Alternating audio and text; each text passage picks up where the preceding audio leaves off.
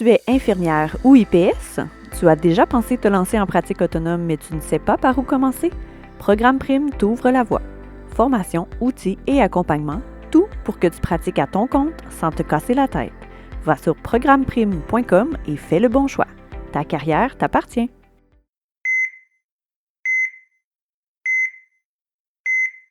Le temps d'attente moyen à l'urgence augmente à chaque année. En 2024-25, le Québec enregistrait un temps médian de séjour aux urgences de 5h23 minutes, le plus long au Canada. Au moins, ça vous donne le temps d'écouter Réseau Enfer.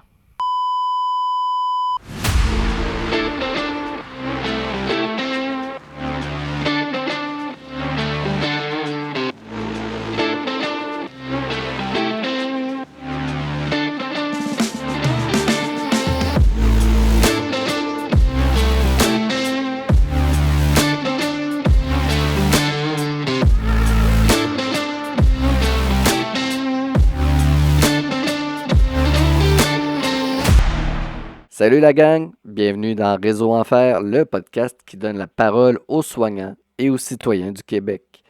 Notre communauté continue de grandir et c'est bon signe. Notre message, votre message, rejoint de plus en plus de gens.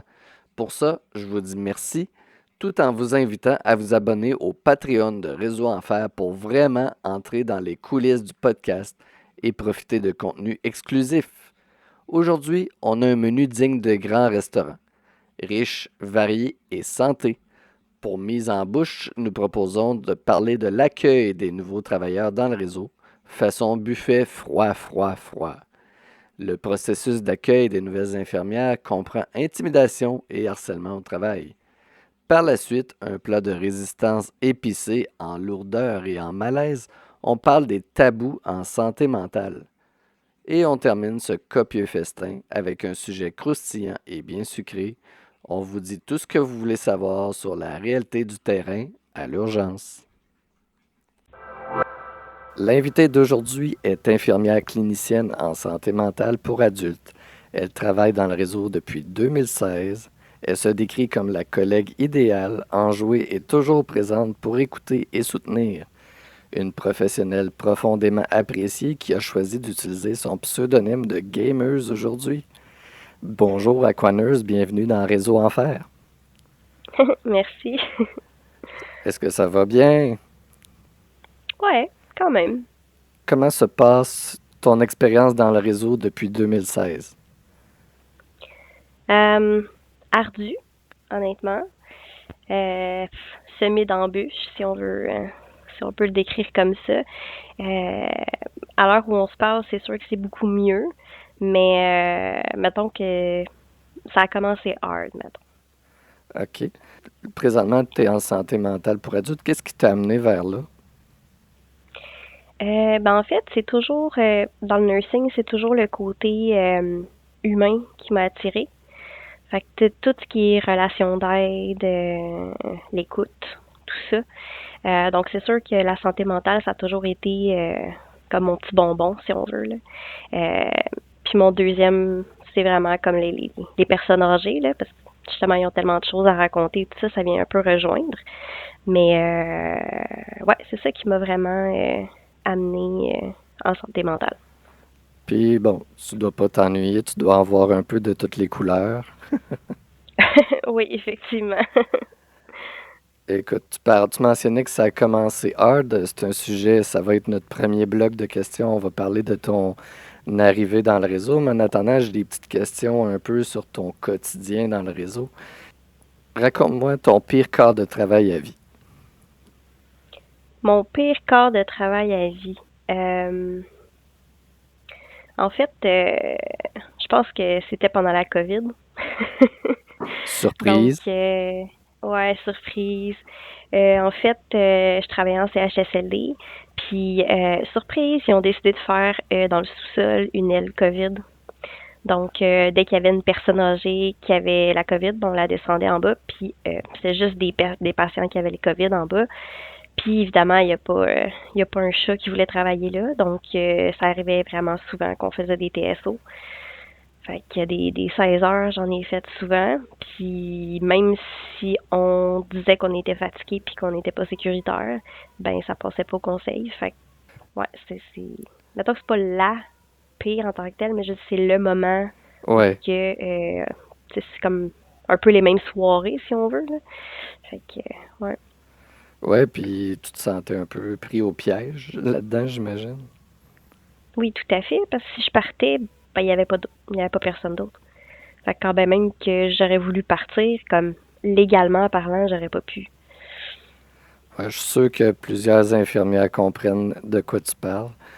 Est-ce que les soignants prennent assez soin de leur santé mentale? Ben moi, je trouve qu'en tant qu'infirmière, on est des cordonniers mal chaussés là-dessus, là. Surtout la santé mentale, moi, je vois beaucoup avec mes collègues, tu sais, comme on fait beaucoup de relations d'aide, on veut vraiment beaucoup aider et tout ça, mais tu sais, des fois, c'est nous qui crash, puis finalement, après, on se dit, ouais, c'est parce que ça faisait un petit bout, là, qu'on le voyait arriver et tout ça, puis, tu sais, nous, on l'a jamais vu, mais nos collègues l'ont vu, tu sais, c'est... Est-ce que, parce que tu fais de l'urgence aussi ou tu en as fait, est-ce que tu es présentement à l'urgence? Oui. Oui. Est-ce qu'il y a un cliché sur l'urgence que tu veux défaire aujourd'hui? Parce que je sais qu'il y a beaucoup, tu sais, on a une perception de l'urgence avant d'y travailler. Oui, en fait, le cliché que j'aimerais essayer de défaire un peu, c'est, tu sais, quand la population dit, tu sais, comme, il y a, mettons, 18 heures d'attente à l'urgence, puis les gens, ils se pognent le beigne, ils font rien. Euh, c'est pas tout à fait ça. Tu sais, nous, on voit comme l'envers du décor, puis, tu sais, des fois, t'en as qui ont 8, 10 rétentions d'ambulance, puis les infirmières, à un moment donné, oui, ils peuvent plus passer de patients au triage parce qu'il y a plus de place pour les accepter s'il y en a qu'il faut qu'il y ait comme dans des lits.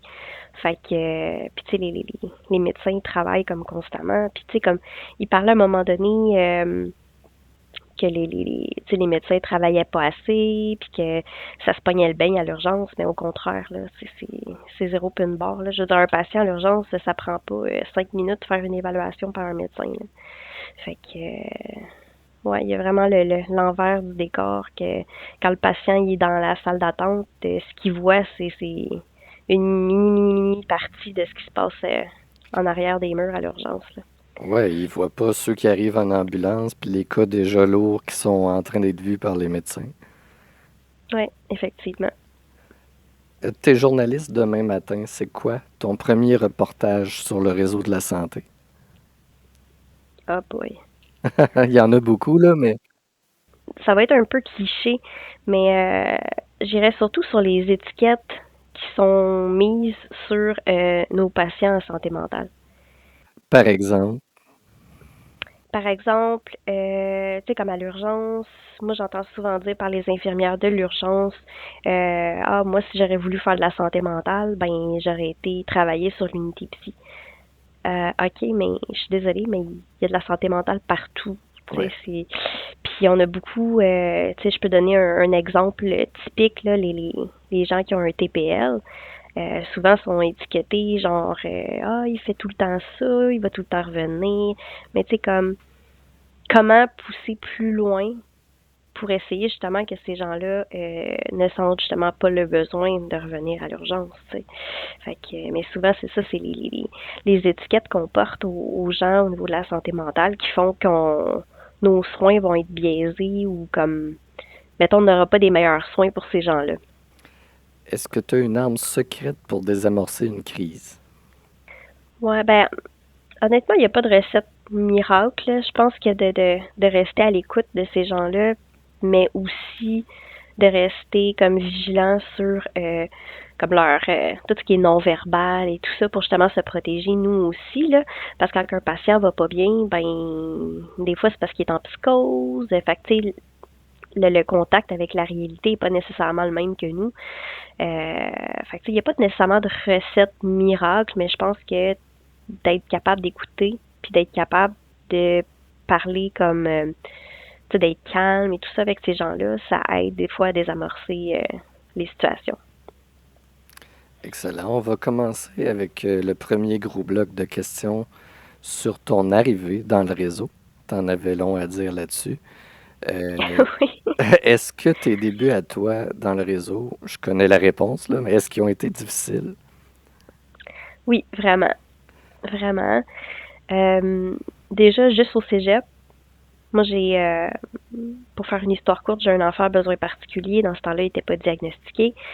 Donc, mon cégep, je l'ai fait en 4 ans au lieu de 3 parce que j'ai dû prendre une année sabbatique pour m'occuper de mon garçon. Mais, tu sais, déjà là, ça a été difficile. Puis, par la suite, j'ai j'ai quand même poussé pour faire mon stage final puis mon CP en santé mentale parce que c'est vraiment là-dedans que je me voyais. Euh, donc, quand j'ai fait mon CP, ben, j'étais de jour parce que CP, habituellement, t'es de jour, surtout en santé mentale. Puis, par la suite, quand j'ai passé mon cours, ben, je me suis ramassée sur l'équipe volante. Mais comme personne veut travailler en santé mentale, ben, je restais en santé mentale parce qu'il y avait de la place là. Puis, je suis tombée de soir. Puis, l'assistante qui était de soir a commencé à m'intimider. Donc, toujours sur mon dos, ce que je faisais, c'était jamais assez bien. Mais tu sais, en même temps, je sors de l'école, là. Tu sais, Ouais. on peut-tu comme me coacher plus que me taper sa tête, tu sais? Il n'y avait rien de productif dans ce qu'elle faisait. C'était vraiment de Non, l'intimidation effectivement. gratuite, là, parce qu'un nouveau, c'est normal qu'on ne sait pas tout. Effectivement. Donc, à ce moment-là, j'avais fait des plaintes comme la chef d'unité. Puis finalement, il s'est rien passé. Puis il y a une soirée, elle avait été dire que je cherchais des Tylenol dans le tiroir à narcotiques. Donc, quand j'ai vu qu'elle allait me causer plus de problèmes qu'autre chose pour absolument aucune raison, j'ai tout simplement appelé l'équipe volante, puis je leur ai dit d'arrêter de m'envoyer là, puis de m'orienter ailleurs parce que c'était début de carrière, j'avais pas envie non plus de scraper ma carrière pour comme une fille qui, je sais pas si c'était jalouse ou whatever. En fait, je vois pas pourquoi qu'elle aurait été jalouse. Je veux dire, je sortais de l'école, j'avais aucune expérience là. Tu voyais pas de raison pourquoi elle s'acharnait sur toi. Non. Donc j'ai décidé de comme aller faire autre chose, d'aller voir d'autres aspects du métier, tout ça, même si la santé mentale, ça a toujours été mon dada. Fait que, ils m'ont orienté en CHSLD. Donc, j'ai continué à travailler en CHSLD pendant une couple d'années. Dans le fond, le temps que je fasse mon bac et tout ça. Là. Bref, au lieu de continuer dans cette situation malsaine-là, tu as choisi ta santé mentale, on pourrait dire ça. Ouais, effectivement. Puis en CHSLD, est-ce que tu as apprécié l'expérience? Est-ce que ça t'a apporté quelque chose comme nurse? Oui, quand même. Je veux dire, les personnes âgées, c'est comme mon deuxième dada, là. C'est tout ce qu'ils ont à raconter, tout ça. On voit encore le côté humain là, de la profession. Mais CHSLD, moi, ce que j'aimais moins, c'est surtout tout tu sais, souvent on dit, ah, c'est un milieu de femmes. Ouais, mais tu sais, le crêpage de chignon, tu sais, moi, j'ai toujours été une infirmière qui aide beaucoup. Fait que, tu sais, comme, si j'avais rien à faire, ben, j'aidais mes préposés, j'aidais les infirmières auxiliaires. Puis pour certaines personnes, je sais pas pourquoi, mais ça faisait pas leur affaire. Fait que, c'est sûr que j'ai eu comme un clash là aussi. Euh, mais en général, CHSLD, ça s'était quand même bien passé. Là, c'était plus situation au niveau de la COVID par la suite qui a été plus difficile, mais je pense que ça a été plus difficile pour tout le monde aussi, là, pas juste moi. Là, fait que... Est-ce que tu as constaté en CHSLD les mêmes problèmes de soutien du personnel que tu as eu en milieu hospitalier? L'accueil des nouveaux, puis l'espèce d'intimidation qu'on peut vivre des fois? Ben, en fait, ça dépend vraiment des milieux. Parce que j'ai fait 4 CHSLD différents avant de retourner en santé mentale. Puis dans ces 4 CHSLD-là, il y en a 2 que j'ai été toujours super bien accueillie, puis l'ambiance était vraiment chouette. Puis 2 autres que, au contraire, c'était pas mal toxique. Fait que ça dépend vraiment du milieu puis des gens qui travaillent là. On est confronté comme soignant à beaucoup de situations qui peuvent être traumatisantes. Est-ce que tu as vécu, toi, des situations qui t'ont plus marqué puis que tu aurais eu besoin de soutien que tu n'as pas eu? Oui, en fait, mon premier code blanc. Vas-y, raconte-nous ça. Ouais, en fait, c'est quand j'étais CP, justement. Puis, c'était une de mes patientes. Puis, c'était une patiente qui avait une forte déficience intellectuelle, mais elle avait un gabarit un peu spécial. Tu sais, du fait qu'elle était pas très grande, était pas très massive, mais elle avait une force monumentale.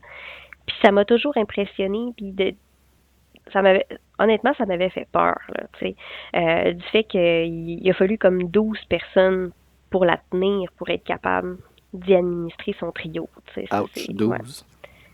Ouais, 12. Puis elle était pas grosse la petite madame là, fait que ouais c'est vraiment impressionnant quand il code blanc là des fois là. C'était la peur qui t'a marqué dans le fond? Ben il y a ça, mais il y a aussi le fait que tu sais moi je me serais attendue en tant que CP que après le code blanc, ben, il y aurait eu une discussion de, tu sais, OK, comment tu t'es senti, qu'est-ce qu'on aurait pu faire de mieux, qu'est-ce que toi t'aurais pu faire de mieux, etc. Mais non, il n'y a jamais eu ça. Ouais. Un suivi plus pédagogique. Oui, c'est ça. Puis ça a été un des sujets pour lesquels j'ai été intimidée aussi par la suite, là, par la même personne, finalement. Ah ouais. Est-ce que c'est ce genre de situation-là qui fait que tu as voulu participer à Réseau Enfer pour dénoncer ça? Entre autres, mais c'est surtout le fait que tu sais, oui, on parle beaucoup du réseau de la santé en général. Puis, tu sais, quand on dit réseau de la santé, souvent, ça sonne comme les trucs politiques. Mais il y a aussi comme l'intérieur du réseau de la santé, puis les gens qui le constituent, qui font aussi partie de la problématique. Oui, moi j'appelle ça la culture de l'organisation. Tu sais, surtout quand les gens ont un poste de décision, les infirmières-chefs, etc. Ils devraient être choisis en fonction de leur capacité à avoir des bonnes relations humaines aussi. Quand tu nommes quelqu'un qui fait de l'intimidation envers ses employés, ça témoigne des drôles de priorités du réseau, là. Oui, vraiment. Mm. Écoute, avec la faiblesse du soutien organisationnel, puis les employeurs qui forcent pratiquement les soignants à adopter la culture du tough, là, parce que tu sais, c'est comme la loi de la jungle, là. Tu te fais intimider, tu vis plein de situations difficiles. C'est normal après qu'il y ait plein de gens qui soient en burn-out ou qui démissionnent ou en arrêt de travail. Finalement, quand ces personnes-là obtiennent l'arrêt de maladie, ben après, elles vont être arrêtées plus longtemps parce que leur santé mentale est encore plus affectée. Bref, c'est une espèce de cercle vicieux. Qu'est-ce que tu en penses? Ouais, effectivement. Puis, tu sais, j'ai passé aussi là-dedans, comme après le début de la COVID, en fait, en septembre 2020, j'ai fait un burn-out. Euh, Puis ce que je me suis fait dire par le médecin de l'hôpital, dans l'hôpital du CI3S où je travaille, parce qu'après quelques mois d'arrêt de travail, ben ils veulent comme te voir pour eux, t'évaluer, voir si vraiment tu devrais être en arrêt de travail ou pas.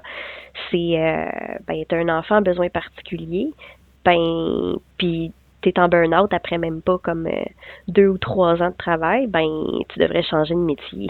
C'est ça que je me suis fait dire. Ah oui, un docteur te dit ça. Ouais. Ça n'a pas Fait que d'allure tu sais, c'est pareil. comme. Hmm. Puis ça, on parle même pas du fait que crime, ça impacte forcément la qualité des soins que tu vas donner, là. Il y a mieux de forcer à retourner au travail même si t'es pas prête. Tu sais, il envoie du personnel épuisé soigner d'autres gens malades. À quoi ils s'attendent après? Qu'est-ce qui peut arriver? C'est incroyable, là. Ah non, c'est fou. Le système est malade, mais pas juste de l'extérieur. C'est de l'intérieur aussi, là. C'est des mentalités qu'il faut changer. Oui, tout à fait. Comment on peut faire mieux, autant le réseau que les collègues, au quotidien, tu sais, des petits gestes pour améliorer cette situation-là? Ben, moi, je pense qu'en tant que collègue, c'est vraiment le respect entre nous. Parce que, tu sais, comme je le dis souvent à mon garçon, dans la vie, on n'aimera pas 100% des gens, puis c'est correct. Mais on se doit quand même de les respecter, ces gens-là. Parce que, tu sais, c'est surtout nos collègues de travail. Tu sais, je dis pas quelqu'un qu'on croise à l'épicerie puis qu'au final, on reverra plus jamais, là. Je dis, c'est nos collègues de travail, c'est eux avec qui on travaille à tous les jours.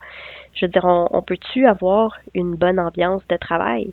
Tu sais, c'est quand même lourd comme métier de travailler avec des gens malades, de comme, tu sais, justement, qu'on puisse se soutenir entre nous, entre collègues. Puis, tu sais, comme j'ai eu des milieux de travail où ce que c'était vraiment toxique, comme j'en ai eu que c'était, écoute, de partir de là, ça m'a fait de la peine, pas à cause du travail en tant que tel, mais à cause de l'équipe. Parce que c'est rare de trouver des équipes qui se soutiennent, puis qui sont gentils l'un envers l'autre, puis qui se, tu sais, qui se poussent vers le haut au lieu de se pousser vers le bas, là, tu sais. Oui, c'est rare. Fait que quand on trouve un milieu qui présente des collègues comme ça, on appelle ça des collègues en or, puis il faut en prendre soin. Ouais, vraiment. On vient de parler un peu de santé mentale. Comment ça se fait que c'est tabou même dans le milieu de la santé? Tu parlais de cordonnier mal chaussé, là, c'est en plein ça. C'est carrément ça, même. Ben, moi, je pense que c'est parce que c'est quelque chose qui est, généralement, c'est invisible. Tu sais, quelqu'un qui est en dépression, des fois, tu vas le savoir quand que la personne va tomber en arrêt de travail, puis tu vas faire comme, hein? Comment ça être en arrêt de travail? Est-il arrivé quelque chose? Ou, tu sais, puis finalement, tu y parles, puis elle dit, non, non, je suis en burn-out.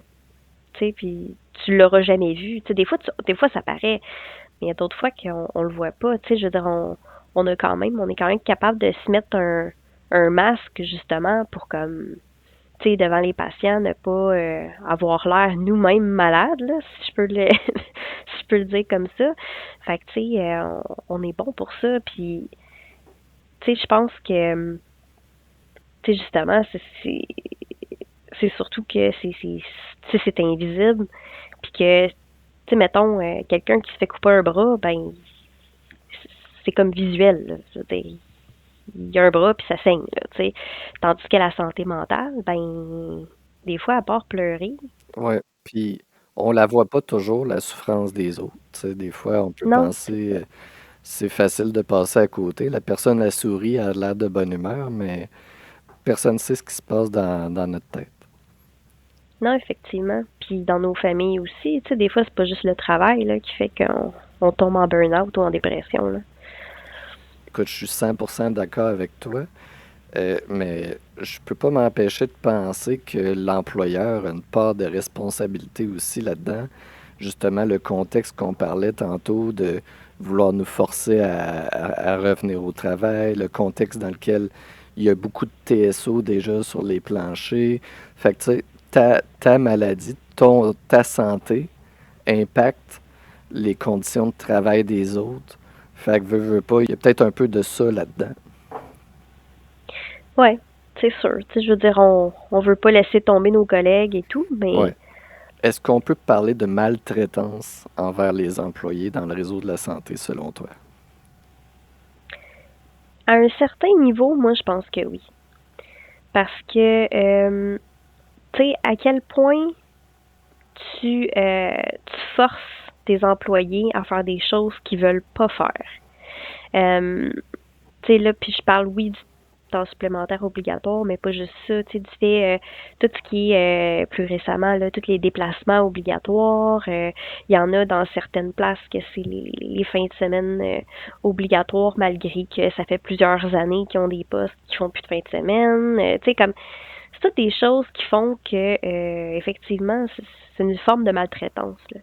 Tu sais, je veux dire, quand ça fait 20-25 ans que tu travailles puis que tu as finalement un poste que t'aimes avec des horaires qui te conviennent, ben c'est pas super chouette de se faire dire finalement non, ça sera pas comme ça, tu vas faire une fin de semaine sur deux pareil dans une place que tu connais même pas puis on t'orientera même pas. Fait que tu sais comme ça fait pas de sens là. Ça fait pas de sens. Puis là, en plus, on parle des choses que tout le monde vit, mais dans certaines unités, comme tu parlais, en plus, ils nomment comme chef des personnes toxiques qui intimident puis qui maltraitent directement leur personnel. Fait qu'on parle même pas de ça en plus. Non, effectivement. Tu sais, je pense que justement les postes de chef d'équipe puis de d'ICACI puis ces affaires-là, ça devrait tout être tu sais, je sais qu'il y en a beaucoup qui sont des postes à entrevue, mais je pense que ces postes-là devraient pas être juste à entrevue, mais aussi tu sais, avec des périodes d'essai comme vraiment regarder de façon je sais pas comment dire, mais de façon plus étroite que ce qu'ils font présentement, là. Tu sais, c'est comme ta période d'essai, c'est 2 mois, puis ben, c'est juste, OK, ça va. Maintenant, faut comme pousser un peu plus loin, aller voir les employés, voir, tu sais, justement, tu sais, qu'est-ce que tu penses de finalement la nouvelle ICACI, tu sais, y a-t-il des choses qu'il faudrait qu'elle change, y a-t-il des choses qu'elle fait bien, tu sais, mais ça, on n'est jamais interrogé là-dessus en tant qu'employé sur nos chefs. En effet, puis en plus, on a tous déjà entendu, là, les gens dans le réseau, des histoires de mauvais chefs, tu sais, que les gens fuient son unité de travail tellement c'est pénible de travailler en dessous de cette personne-là. Fait que Ouais, effectivement. le fait que le réseau endure ça, puis que ce soit même pas dans leur priorité d'évaluer ces personnes-là, alors que nous, on est évalués tout le temps, puis qu'ils veulent tout le temps corriger nos façons de faire, puis nous dire que si le taux d'erreur a augmenté, c'est de notre faute. Puis tu sais, tout est tout le temps de notre faute, mais on dirait qu'ils remettent jamais ces gens-là en question. Non, effectivement. Puis ça devrait, parce que autant qu'il y a des très bons gestionnaires, des très bonnes ICACI, des très bons chefs d'unité, ben autant qu'il y en a des très mauvais aussi, tu sais. Oui, tout à fait. Euh, Maintenant, je nous amènerai un peu plus sur le terrain de l'urgence. Il y a beaucoup de choses à démystifier là aussi. Euh, Pourquoi certains patients sortent de l'urgence en quelques heures, puis d'autres attendent 14 heures? On est les pires au Canada pour le temps d'attente. En fait, puis c'est drôle parce que ça revient un petit peu joindre le l'épisode de podcast que j'écoutais hier justement de Réseau Enfer, du fait que les idées préconçues que genre ah si j'arrive en ambulance je vais passer plus tôt, ben non. Tu sais, il y a vraiment ça, puis il y a aussi le fait que tu sais, nous autres, on a une belle petite pancarte à l'entrée de l'urgence, puis c'est écrit est-ce que votre urgence est vraiment une urgence, tu sais. Je veux dire, Ah si t'as oui. une grippe, t'as pas d'affaire à l'urgence, à moins que tu sois vraiment impacté, que t'aies MPOC et compagnie, puis que, ok, ça c'est beau, là, mais, tu sais, je veux dire, il y a tellement du monde qui viennent à l'urgence pour rien. Donc oui, ça bloque des places, ça bloque du temps, parce que ces patients-là, il faut quand même qu'ils soient évalués. Puis, tu sais, oui, il y en a qui vont passer plus vite, mais c'est vraiment parce que leur code de priorité était plus élevé. Fait que, tu sais, ça dépend vraiment du pourquoi tu viens à l'urgence, là. Fait que c'est un problème d'accès, parce que s'ils viennent à l'urgence pour un nez qui coule, j'imagine que c'est parce que c'est un nez qui coule depuis longtemps, puis ils n'ont pas accès à un médecin de famille ou quelque chose comme ça. Est-ce que c'est ce genre de situation-là que vous rencontrez souvent? Euh, Honnêtement, je pourrais pas dire parce que moi, je fais vraiment la liaison psychiatrique, là, donc Ouais, pas ouais. l'urgence au niveau médical. Mais moi, ce que je vois, des fois, il y a des patients dans l'urgence qui ils ont l'air très bien, là. Donc, tu sais, je veux dire, si ton urgence, c'est pas une urgence, ben, il y a d'autres options. Tu sais, on le dit tout le temps, là, le 811, option 3, là, Oui, tu sais, sous-utilisé, je pense qu'on devrait le valoriser beaucoup plus. oui, vraiment.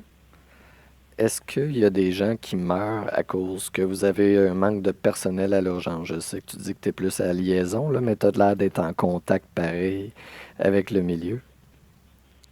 Je dirais pas nécessairement par manque de personnel à l'urgence, mais plus par le fait que des fois l'urgence est tellement occupée, puis avec les rétentions d'ambulance et tout ça, là je parle vraiment au niveau de la liaison psychiatrique, là. Souvent l'urgence vont nous pousser dans le derrière pour qu'on libère des lits. Mais nos patients qui sont en attente d'hospitalisation ou qu'on a décidé de garder en observation, ben il y a une raison derrière ça. Tu sais, eux aussi sont malades, même si c'est pas nécessairement visible. Puis tu sais, comme j'avais déjà dit ça à un moment donné à la chef de l'urgence, j'ai dit, tu sais, ton patient, il est en train de faire une crise de cœur, là, ben Tu ne donneras pas une consulte en cardio dans 3 mois, puis bonne soirée, là. Sinon, tu vas le garder, puis tu vas le soigner, tu sais. Fait que c'est un peu la même chose avec nos patients en santé mentale. Mais oui, ça arrive des fois qu'on en échappe au final, puis c'est dommage, mais tu sais, ça arrive aussi en médecine physique aussi, tu sais que quelqu'un qui rentre avec des douleurs cardiaques, ils font les tests, ils trouvent rien, puis finalement la personne retourne chez eux, puis elle décède d'un arrêt cardiaque. Ben tu sais, c'est des choses qui arrivent, mais en santé mentale aussi ça arrive. Le problème, c'est qu'en santé mentale, ben souvent c'est des patients qui sont suicidaires, donc les décès sont beaucoup plus impressionnants.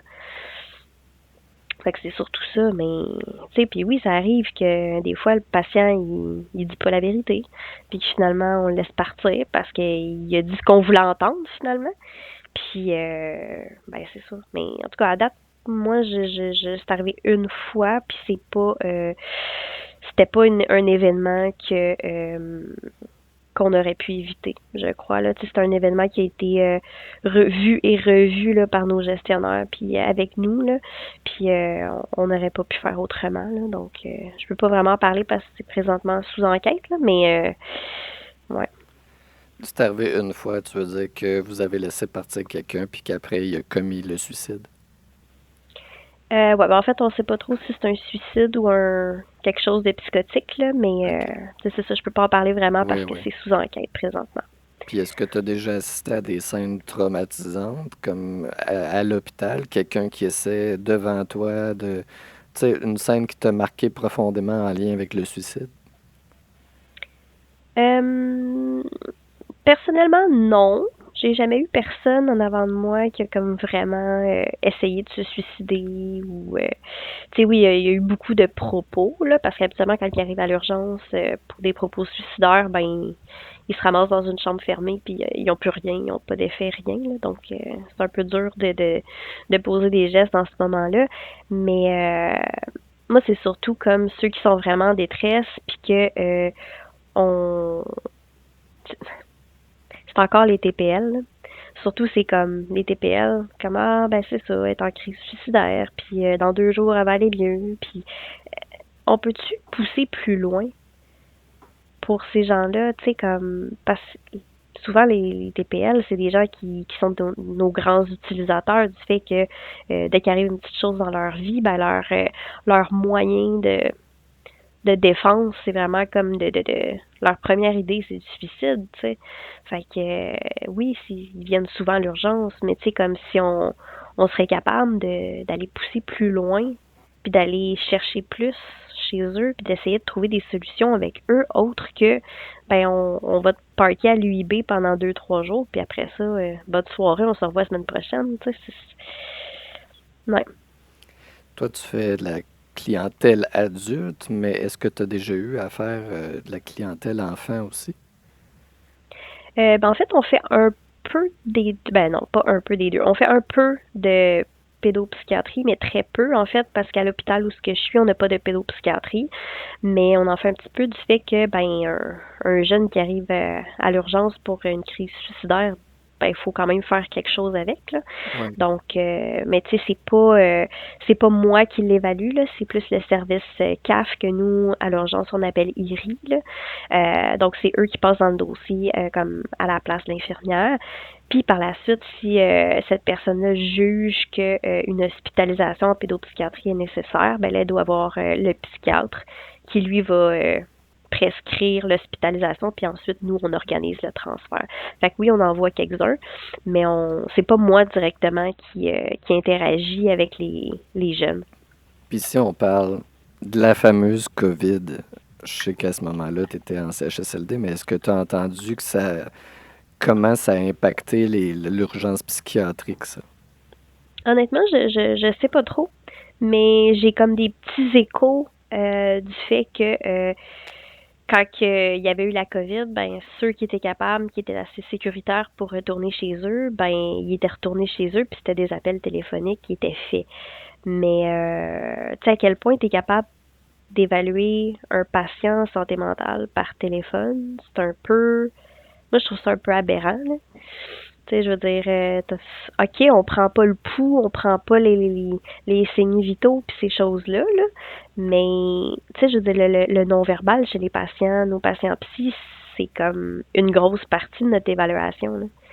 Fait que, tu sais, oui, il a beau nous dire, mettons, ah non, je veux pas me suicider, mais quand tu le regardes dans son non-verbal, après, tu fais comme, j'ai un doute, tu sais. Tandis que par téléphone, ça devait vraiment pas être évident, là. Mais moi, je l'ai pas comme vécu, tu sais, de ça. Fait que c'est un peu dur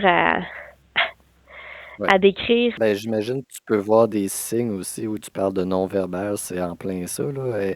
Dans son comportement, est-ce qu'il a plus tendance à être isolé? Est-ce qu'il a plus tendance à éviter le regard, les questions, tout ça? Je sais pas, là. Je parle à travers mon chapeau, là, mais Non, ben c'est vraiment ça. ouais. Tu sais, je veux dire, oui, en tant qu'infirmière, quand on voit les patients puis qu'on les évalue, ben on évalue, oui, ce qu'ils disent, on pose des questions, mais tout le non-verbal aussi, c'est super important, là. En fait, moi, j'ai fait clinique externe en santé mentale, puis là, je suis rendue à la liaison là, psychiatrique. Mais au niveau de la clinique externe, c'est vraiment comme ce que j'aimerais qu'il soit amélioré. C'est pas nécessairement l'accessibilité, mais plus comme les resserrer un petit peu les limites pour être capable de faire des P38. Parce que souvent, en clinique externe, on a toujours des patients qui sont vraiment à cheval entre je suis pas encore assez dangereux, je suis pas dangereux pour moi ou pour les autres, donc je cote pas pour une P38, mais je suis vraiment pas bien, puis on le sait que ça s'en vient.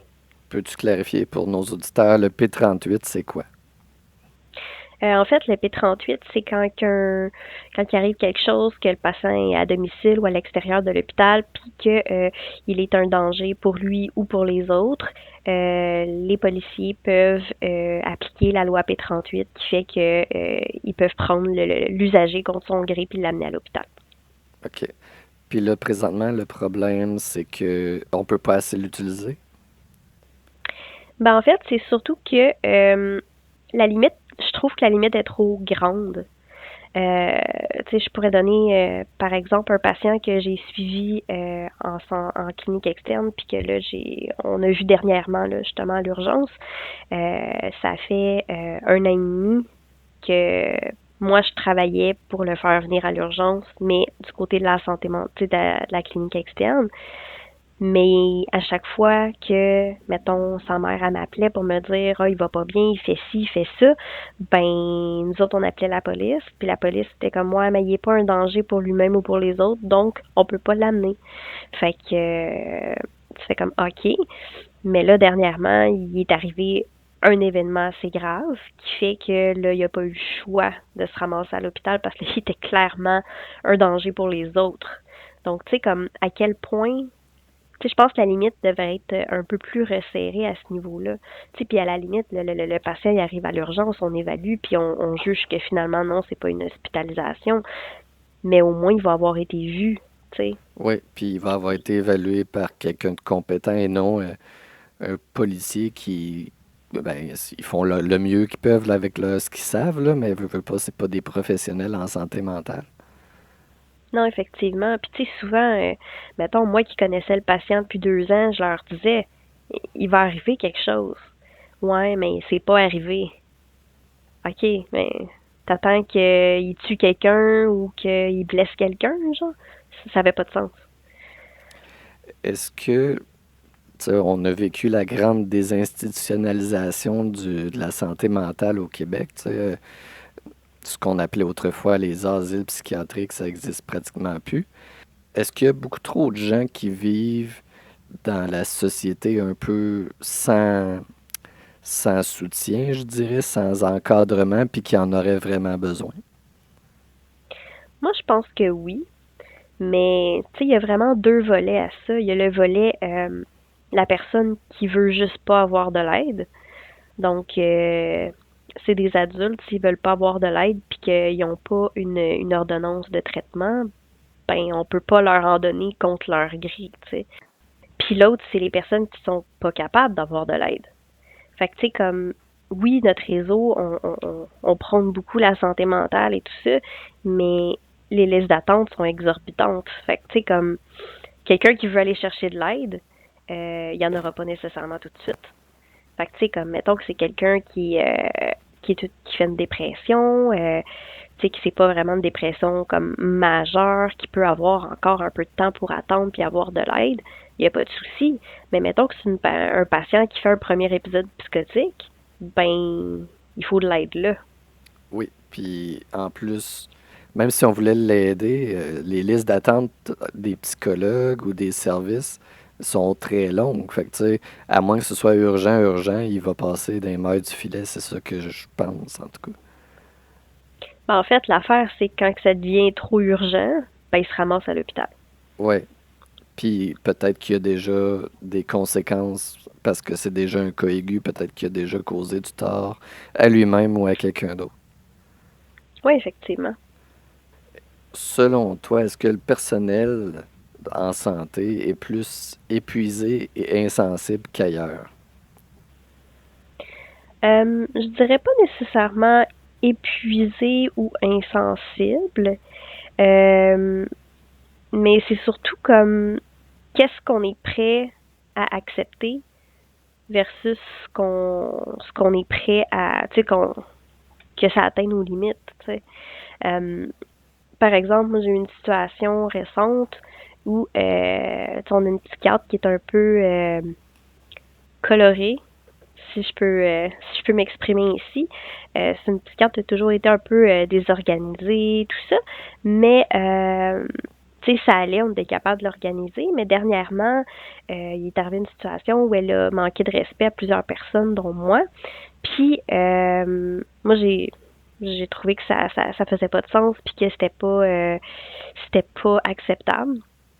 Donc, ce que j'ai fait, c'est que j'ai mis mon pied à terre avec ma boss. Puis, ben, finalement, par ma boss, que je me suis fait dire, ben, j'ai travaillé avec pendant 10 ans, puis elle changera pas. Ah, Ouais. OK, elle changera pas, mais c'est pas mon problème si elle veut pas changer. Mais ça l'empêche pas que elle doit le respect à tous les gens avec qui elle travaille. C'était quel genre de situation? En fait, c'est une situation où la psychiatre dénigrait un petit peu ce que je faisais pour ma part, du fait que à la liaison psychiatrique, on envoie beaucoup de fax, on envoie beaucoup de courriels, on répond beaucoup à des téléphones. Puis dernièrement, dans ces semaines-là, le côté liaison versus le côté nursing était beaucoup plus imposant. Puis ça arrive des fois comme ça, là. Mais elle me disait carrément comment faire mon travail, là. Donc moi, j'ai fini par la revirer de bord. J'y ai dit, écoute, fais ta job, je vais faire la mienne, tu sais. Puis finalement, je me suis fait dire, t'es arrogante. OK. Ouais. Puis la journée d'après, ben c'était des situations avec mes collègues qui, moi je travaillais pas, c'était un samedi, puis elle a manqué de respect à mes collègues, même qu'elle a insulté une de mes collègues. Donc tu sais, c'est des choses qui passent pas pour moi. Tu fais que, ok, tu peux être désorganisé, c'est ta personnalité, puis c'est correct, mais tu peux pas manquer de respect aux gens. C'est comme la base avec les collègues de travail, là.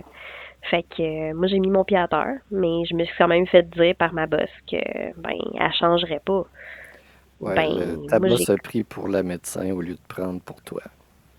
ben c'est ça, mais elle a vu que moi je démordrais pas de mon point, fait qu'elle Ouais. a fini par faire quelque chose, puis gars vois-tu là, elle est fine là. Elle a changé, bon. Ouais, vraiment gentille, mais tu sais faut que ces gens-là, c'est pas parce que t'es médecin ou parce que t'es psychiatre ou que t'es chirurgien que t'as le droit de manquer de respect aux gens. Ça, Non, on est tous humains. c'est la On est base. tous sur le même pied d'égalité, là. C'est pas parce que tu as fait plus d'études que moi que tu peux te permettre de manquer tes respects, là. Quand tu dis qu'elle est désorganisée, as-tu un exemple? C'est quoi le genre de choses qui montrent sa désorganisation? Ah, mettre des notes dans les mauvais dossiers, Oh my God, OK. oublier de signer des notes, ouais, ce genre de choses, là. Fait que, tu sais, on la check, on lui dit, ah, t'as oublié de signer, tu sais. Mais, tu sais, il n'y a rien de. C'est correct, là, ça nous donne juste un peu plus de job, mais il n'y a rien de grave là-dedans, tu sais. Ouais. En terminant, est-ce que tu es optimiste par rapport au réseau de la santé? Euh, oui, puis non. Tu sais, je veux dire, je le sais que ça changera pas demain. Puis je sais que ça va prendre plusieurs...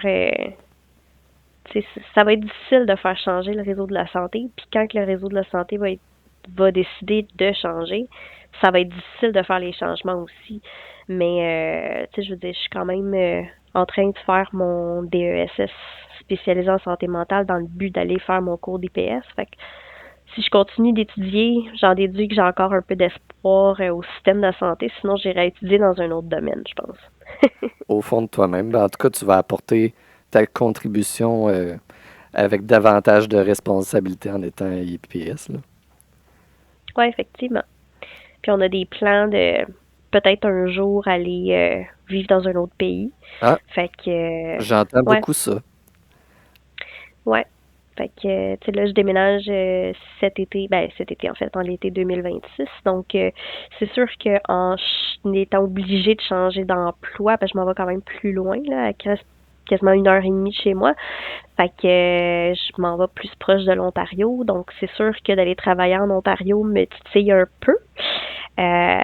Mais en même temps, il va falloir que je pratique mon anglais parce qu'on aimerait peut-être aller aux États-Unis. Donc, Ouais, puis en plus, le langage médical, c'est autre chose à apprendre ça dans une autre langue, j'imagine, là. Je suis pas très bon oui, en tout à anglais fait. médical, là. Non, tout à fait, mais il y a des cours maintenant, comme au SISMO, ça s'appelle Anglais en santé, puis je l'ai fait. Puis c'est vraiment aidant, puis c'est vraiment génial, là.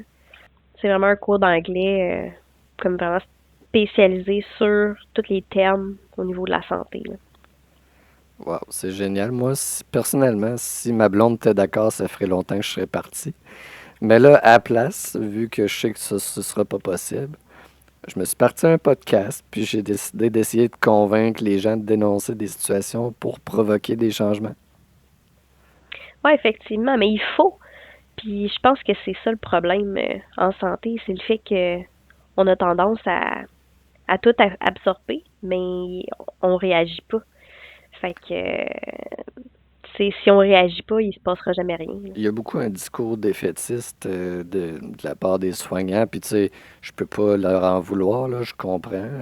On le sait que ça changera pas du jour au lendemain, puis on le sait que même s'ils font un bon changement, il reste tellement de choses à changer. Euh, je peux comprendre, par exemple, aux dernières négociations, quand on a fini par les infirmières accepter la deuxième offre, ben, c'était beaucoup plus par dépit que parce que cette offre-là nous intéressait, tu sais. Non, effectivement. Mais tu sais, si on veut que ça bouge, tu sais, comme ça, tout le monde sont comme ouais, mais c'est pas moi qui va changer le système de santé. Non, c'est pas juste toi. Mais si tout le monde fait son petit grain de sel, ben là, ça va peut-être changer, tu sais. C'est ça que je dis aux gens, faites vos petits combats sur vos milieux de travail, tenez votre bout, comportez-vous comme des professionnels qui ont le droit d'avoir une opinion. Puis arrêtez de vous écraser devant les directives qui n'ont pas d'allure. C'est le premier pas vers le grand combat après qu'on mène à l'échelle nationale. Faut se tenir. Tu sais, on est, je sais pas combien de centaines, là, mais on est vraiment beaucoup. Puis, tu sais, que si on se tient, ben, le gouvernement, il aura pas le choix de bouger à un moment donné.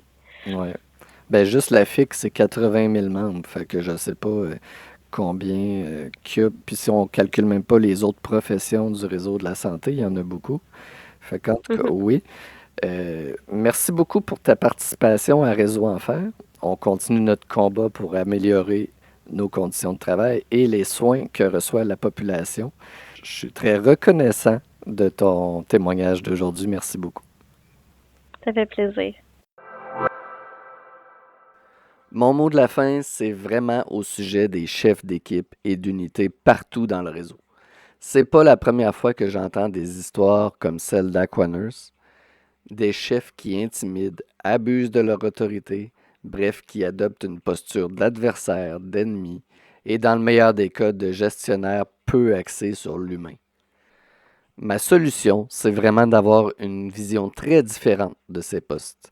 Ceux qu'on devrait promouvoir à ces titres sont des personnes qui correspondent au profil d'un leader positif, véritablement engagé avec leurs collègues, qui partagent des horaires similaires et sont à même de constater de leurs yeux les problématiques sur le département.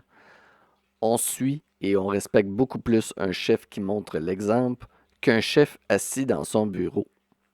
Mais pour ça, il faudrait que le réseau revoie ses valeurs et qu'on priorise enfin la qualité, la collaboration, la gestion locale. Dites-moi ce que vous en pensez. C'est-tu moi qui est trop idéaliste ou quoi? Merci pour votre écoute. Ici Carl l'infirmier qui vous dit ciao, bonne semaine.